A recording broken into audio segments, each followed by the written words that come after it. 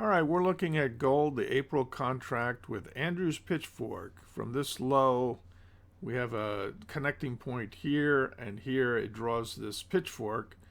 And you can see you have resistance here, and this thing here, the median line, the center line, if you will, it caught this high here. And you can see we sort of dipped below when I first drew this on February 5th. You can see it's dipped below here today, but it seems to be rallying back. Now, is this useful? I think it is, and let me show you why. You can do warning lines, which are basically equidistant to the upper band and the lower band, just basically that same distance projected below and above. And you're saying, well, what use is that? Well, here, if you extend those lines, you can see that it caught this low here. You can see there's a certain amount of, it's like a trend line, if you will, only, it's based on the center line here, the median line. You've got this support here, you've got resistance down here, and the upper band gave you resistance here. So we know we have something that's useful.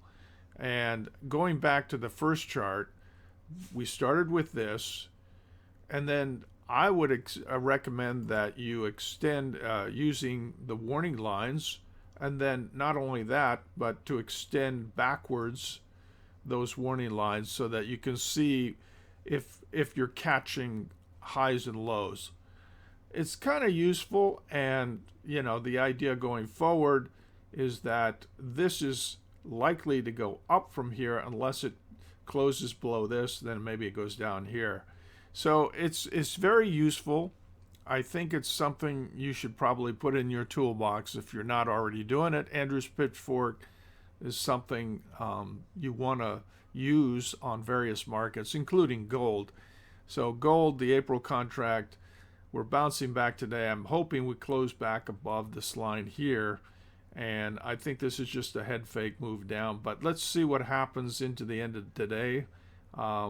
If it does close well below this, then, the risk is you go down here, 16, 19, somewhere around there.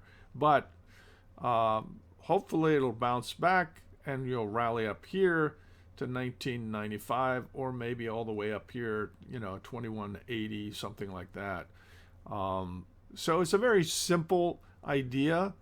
If you use trend lines, maybe you should also use Andrew's Pitchfork. This is something you can do in addition to Gann. It's not that you have to limit yourself to Gann. I remember talking to a guy who did Elliott Wave years ago, and he would not use Gann because he was an Elliottician. And I'm going, wow, you're quite the moron, aren't you? I think the more tools you use, the better. If you know how to do Elliott Wave, you should do Elliott.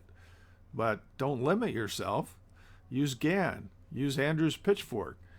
Candlesticks. Whatever, there's all kinds of tools out there. And, the more you know how to use, the better. Because sometimes Andrew's Pitchfork can be quite useful. Sometimes Elliott. So whatever tools you have, make the best use of them and try to learn more. I hope this has been helpful. If you want more information, James Smith at GannAnalysis.net. My website is www.GannAnalysis.net.